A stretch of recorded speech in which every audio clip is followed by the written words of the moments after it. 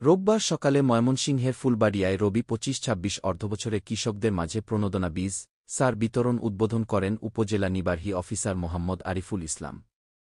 ফুলবাড়িয়ায় কৃষক নির্বাচনে উন্মুক্ত লটারির মাধ্যমে কৃষক নির্বাচন উন্মুক্ত লটারি শেষে প্রধান অতিথি রোববার কৃষকদের মাঝে প্রণোদনার সরিষা, গম, সূর্যমুখী, চীনাবাদাম, পেঁয়াজ ও রাসায়নিক সার বিতরণ করেন স্থানীয় কৃষি অফিস সূত্র জানায়। উপজেলা প্রশাসন ও কৃষি সম্প্রসারণ অধিদপ্তর উপজেলার ৩ ইউনিয়ন ও পৌরসভার ২,০২৭ জন কৃষক এই প্রণোদনা পাবেন। উদ্বোধনী অনুষ্ঠানে বক্তব্য রাখেন উপজেলা কৃষি অফিসার নূর মোহাম্মদ, উপজেলা সিনিয়র মৎস্য কর্মকর্তা ফরিদুল ইসলাম, উপজেলা পল্লী উন্নয়ন অফিসার নজরুল ইসলাম, রূপালী ব্যাংক শাখা ব্যবস্থাপক মো রেজাউল করিম, উপজেলা কৃষি সম্প্রসারণ অফিসার আতিকুর রহমান, কৃষি সম্প্রসারণ অফিসার শাহনাজ পারভীন ও অতিরিক্ত কৃষি অফিসার সুমাইয়া আহমেদ।